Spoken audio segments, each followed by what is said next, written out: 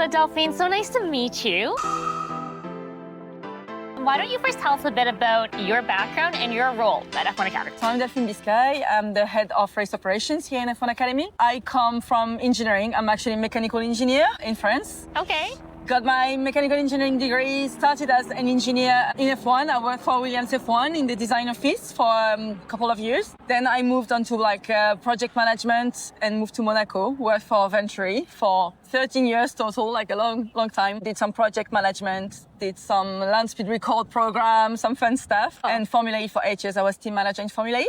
And then moved over to F1 Academy as in my new role, taking care of all the sporting operations, logistics, the paddock that you can see behind us, the paddock build, but also scouting the new talents. So I've got a small team working with me on all operations, and we basically take care of everything that is non-commercial or communication. Okay, so I understand that your team handles this new format, the opening race, the 3 races. Was it easy to come to that decision to add on an additional race, or how did that come about? And the decision was easy. To make it happen, it was not. But we've been very, very well supported by F1 on this, to find track time for us. And also the promoters, like here, the Canadian promoter, they've been, very helpful to find track time for us and allow us to have a 3rd race. Already last year, they were helpful with this. So it's been a great addition to be able to get that additional race here. The new format, I think it's going to be fun. It's using the 2nd fastest lap time of quali for the opening race, which will make a new strategy for the teams that have to manage their tires also differently to set up 2 very fast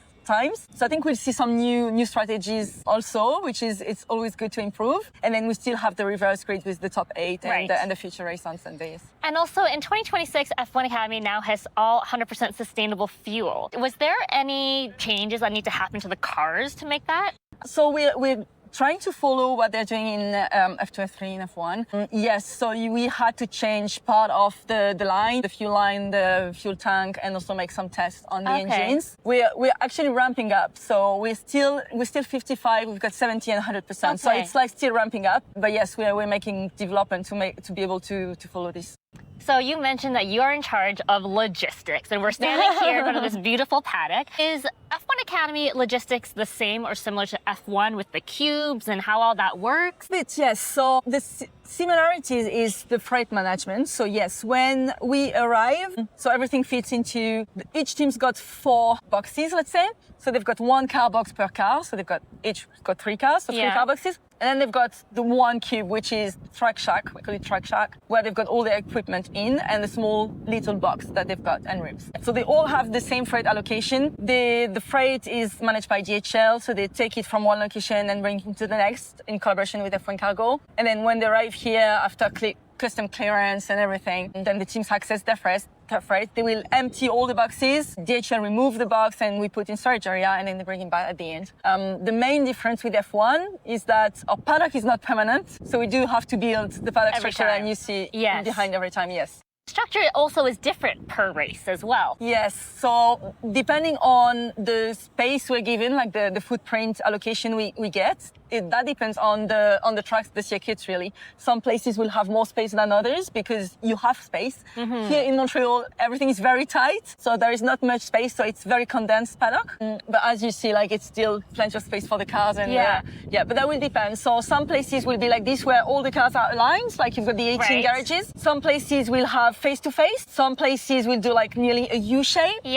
So it will depend on the footprint we're given. Which track is the hardest to set up in? This one is not an easy one. Because it's on an island? Because of the island, because of the space, because of the inclination. I don't know if we can see, but it's actually quite steep. Yes. So to make it level, and also for the cars, to make sure that the cars are not finishing in the water, actually tricky. So this one is not the easiest. Then I think, so we do Shanghai, Jeddah, Montreal, Silverstone, Zandvoort, Austin, and Las Vegas. Austin will be our first time this year. We went there in 2023. but we're going to a new paddock location compared to 2023 with better fan access. So we'll see. I think it will be a tricky one as well, but it's cool. It's really cool. So you mentioned Austin being new. Silverstone's also new this year. Yes. How does this decision get made on where F1 Academy races? So that's made by Susie Wolf, our managing director, in collaboration with F1. Both like what they call the race promotion team, which is the team discussing with the promoters and helping on the calendar, and also Stefano Domenicali, obviously. So there's different factors. One of them is track time. time. For us, as I said, it's very important to get track time. Anywhere where you already have F2, F3, it's very difficult to get track time. If you get the Porsche, there is no time for us. Right. So you can already remove those from the calendar because there is no track time available. So this weekend's very special because F2 is here. Is here, but not F3. That's right. So that's yes. okay. But then it's basically F1 can have 3 support series with good track times. You can't have more than 3. So if you've got F2, F3 in Porsche, then F1 Academy can't come normally unless we extend weekends. Like we can always do things, but it's not as easy. So that's first how it's made. Like track time is the first one. And then it's also on where we've got the biggest impact. Like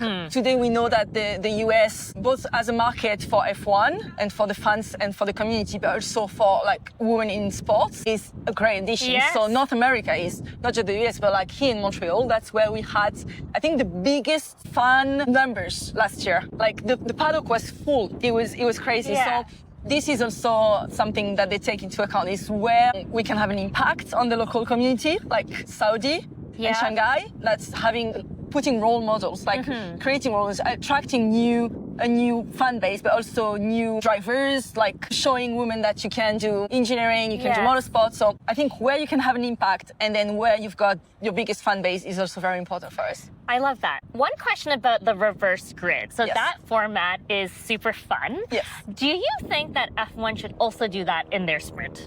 I think it's really good for the junior series. So that's also why F2, F3 are doing it. I think it's great for drivers to, like, what we want to do with the reverse grid is not just having fun races and lots of overtaking, obviously.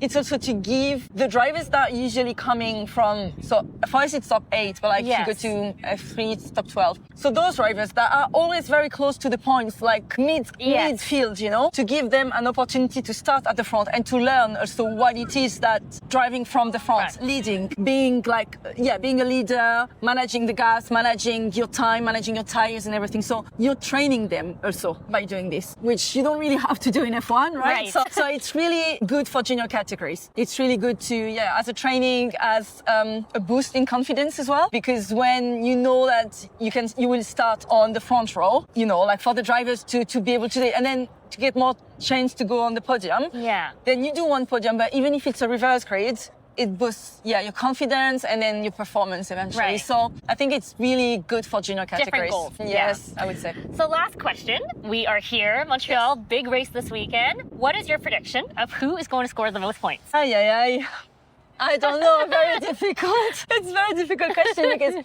so out of the 18 drivers, only 7 have been there last year. So 6 are returning and 1, Matilda, was the wildcard, Matilda Pats.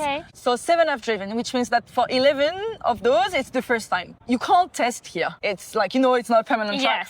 So you can't test. You've got only sim. We'll have only a 40-minute pre-practice session. So I would say the drivers that adapt the quickest will get the more chance because they will qualify higher and then they will be better in the race, right? What we've seen, Alba has been quite good this year on the rookies. She's fast. She's fast. She's been there last year. Lisa has been really good to adapt herself, Lisa Billard. Like we've seen that on tracks where she's never been, she's straight there. Like she's always there. So she might get an advantage over the other rookies because of adaptability. But then Alicia Palmovsky, Ella Lloyd, Nina Gadman, they're quick here. So we need a prediction. I don't know. I can't. Okay. I can't. I need to stay neutral. So I gave you 5 already. But I understand. I mean, those that have been here before have an advantage. Yes. Well, thank you so much. It was so great to meet you. And have a wonderful weekend. Thank you.